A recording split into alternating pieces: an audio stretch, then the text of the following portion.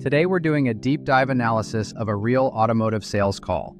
This was an inbound lead through the Costco Auto Program, a qualified customer with a specific vehicle in mind and budget clarity.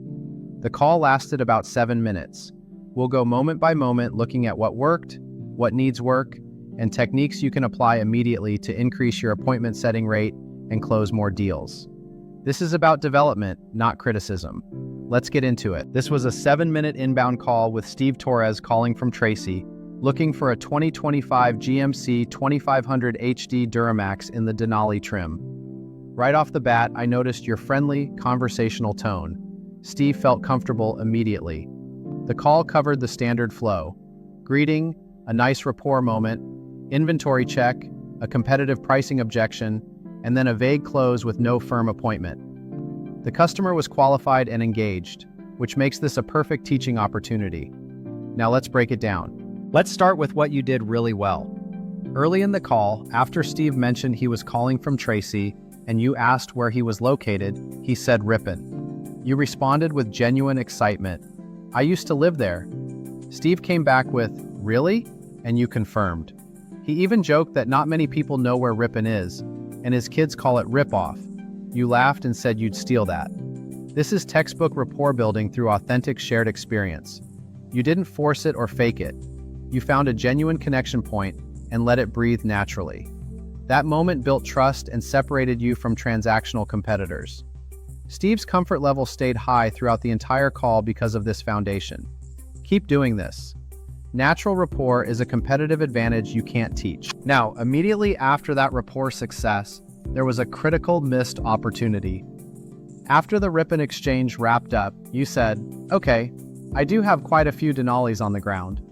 You jumped straight into inventory without conducting any needs assessment. Here's what I'd suggest instead. Right after the rapport moment, pause and ask, Steve, help me understand, what's driving your search for a 2500 HD right now? What will you be using this truck for? This is spin situation and problem questioning. It uncovers whether Steve needs towing capacity for work, whether this is a business purchase with tax implications, or if he's replacing a current vehicle. These details inform which features to emphasize later and reveal urgency signals. You never asked about his timeline beyond confirming he wanted a 2025, which means you had no way to know if he was ready to buy this week or just starting research. Discovery before presentation is the foundation of consultative selling. A few minutes later, when you were describing the Denali Ultimates, you said, they're going for about $90,000. With the Denali, you get the massage seats, more cameras, full-grain hand-stitched leather. You listed features in rapid succession without pausing to ask which ones mattered to Steve or whether that $5,000 upgrade aligned with his priorities. This is what we call a product dump. Research shows that buyers retain only 10 to 20% of features mentioned in monologues, but they remember 70 to 80% of information discovered through guided questioning. Your talk ratio during this segment was heavily weighted toward you, when top performers maintain about 40 to 45% talk time, allowing the customer to do 55 to 60%. Here's a stronger approach. Of those features I mentioned, the massage seats, the extra cameras, the upgraded leather, which resonate most with how you'll use this truck? This confirms you're listening and connects features to discovered needs instead of assuming what matters. Now we get to the most critical moment in the call. Steve said, I found one at Alfred Matthews, and it's a Denali package, and it's $78,000. You responded, that's actually a pretty good deal. I understand the instinct to be agreeable and honest, but here's what happened. You validated the competitor's price without gathering any information about what else matters to Steve or differentiating your dealership's value. You essentially told him he should buy from Alfred Matthews. This is a textbook competitive pricing objection, and it's actually an invitation to continue the conversation, not a rejection. Steve mentioned that price because he's actively considering a purchase and wants reasons to choose you. Here's what I'd suggest using the challenger sale reframing technique. Steve, $78,000 is competitive for that vehicle. Before we focus solely on price, can I ask, beyond the initial cost, what other factors matter to you? Things like service experience, warranty options, financing terms, or how quickly you need the truck. This is spin implication questioning. It helps customers recognize that purchase price represents only one element of total ownership value. Then you're in a position to differentiate based on what actually matters to him, not just price. Let's zoom out for a second and talk about what you didn't ask.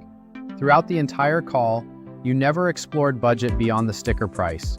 You didn't ask if Steve was paying cash, financing, or leasing. You didn't ask what monthly payment range he was comfortable with. You didn't ask about a trade-in, which represents significant negotiating leverage.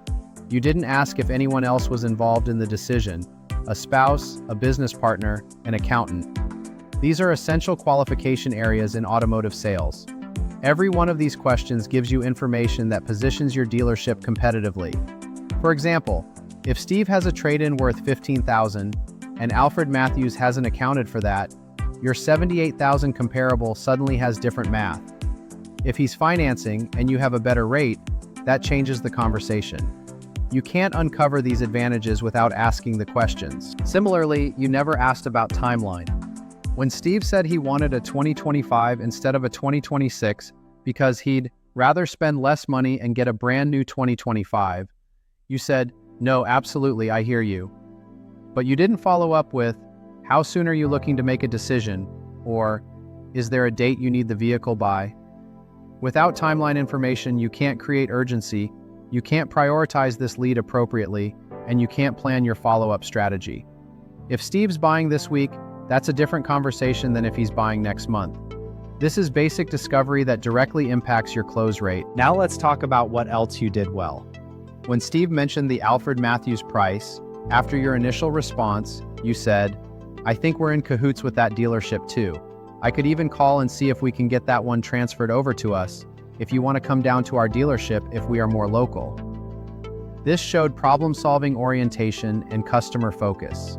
You were trying to give Steve what he wanted while keeping the business at your dealership. That's responsive sales behavior. Keep that instinct. It shows you're thinking about his needs, not just your inventory. Another positive moment came at the end when you said, "I'm going to shoot you a text on my personal phone in case you have any questions or concerns. And I will promise not to spam you with text messages and force you to buy something." This addressed a common customer concern proactively and built trust. You acknowledged that nobody wants aggressive follow-up, and you differentiated yourself from the stereotype of the pushy car salesman. That language is gold. It lowers Steve's guard and makes him more likely to engage with your follow-up. But here's where the call fell apart. At the end, you said, "I'm going to go on the lot and actually take a look for myself to see what we have because sometimes the websites are not updated. I'll take a walk on the lot real quick and then I'll call you back if I do find any Denali's." This is a vague next step that puts the entire burden of follow-up on you, with no commitment from Steve. You never asked for an appointment. Despite having a qualified buyer with specific vehicle requirements, competitive price awareness, and clear interest, the call ended with you promising to call him back in a couple minutes. Here's the problem. Steve can ignore that callback, buy from Alfred Matthews, or ghost you entirely, and you have zero leverage. Transcript analysis consistently shows that representatives who fail to ask for appointments directly struggle with conversion rates, regardless of their product knowledge or rapport skills. Here's what I'd suggest using assumptive close technique with binary time choices. "Steve, I want to make sure you get the right truck at the right price. Can we schedule a time for you to come see what we have? I'm looking at tomorrow afternoon or Thursday morning. Which works better for your schedule?"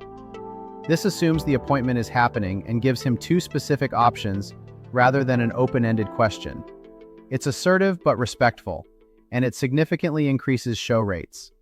The appointment ask should be non-negotiable on every qualified lead. Let's zoom out and look at the aggregate patterns. Your talk ratio was heavily skewed toward you during the inventory and feature discussions. You asked approximately 3 questions during the entire call, and all of them were about vehicle specifications, not customer needs. Industry benchmarks show that top performers average 8 to 12 strategic questions per call, using frameworks like SPIN to guide conversation flow. Your question count was 3. That's the gap. The pattern I'm seeing is order taker behavior instead of consultative seller behavior. You were responding to Steve's stated request, "Find me a Denali." instead of uncovering the deeper needs and decision criteria that would let you position your dealership competitively. This directly impacts your appointment setting rate, which is why we're having this conversation. Here's the good news. Your friendly, consultative tone never became pushy or aggressive. You showed genuine problem-solving instincts with the transfer offer. You built trust with the no spam promise. You captured contact information and established permission for follow-up. These are foundation skills that can't be taught. You have natural customer service orientation and interpersonal ability.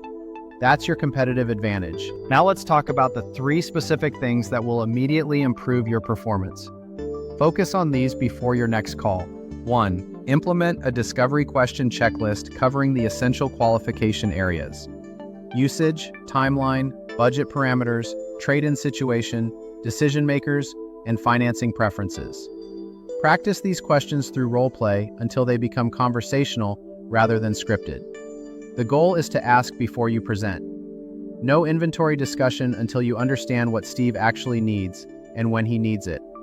This matters because every question you ask gives you information that differentiates your dealership from competitors. Practice by recording yourself asking these questions 3 different ways until they sound natural. 2. Develop a competitive objection response framework. When a customer mentions a competitor price, use this 3-step pattern. Acknowledge the price, shift focus to total value, and uncover unstated needs. Practice the language. That's a competitive price. Before we compare, help me understand what besides the initial cost matters most in your decision. Then listen. Most customers haven't thought deeply about service experience, financing terms, or delivery timelines. Your job is to guide that conversation, so price becomes one factor among many, not the only factor. Practice this until it feels as natural as asking for a phone number. 3. Master appointment setting language with assumed closes. Make it a non-negotiable call conclusion for every qualified lead. Practice until asking for the appointment feels as comfortable as confirming contact information. Use binary time choices. Tomorrow at 2 or Thursday at 11. Never end a call with, "I'll call you back." Always end with a firm next step that includes a date, time, and commitment. This single behavior change, asking directly for appointments, will increase your conversion rate more than any other skill we've discussed today. Bottom line, you have natural rapport-building ability and customer service orientation that provide real competitive advantage in automotive sales. Those skills separate good salespeople from great ones, and you can't teach them. By focusing on systematic discovery questioning, value-based objection handling, and assertive appointment setting, you'll convert more inbound leads into showroom visits and close deals. The foundation is strong. Now it's about adding the consultative selling techniques that separate order takers from trusted advisors. Record and review every call. Each customer interaction is a coaching opportunity. You have the potential to become a top performer. These specific behavioral changes will accelerate that trajectory. You've got this.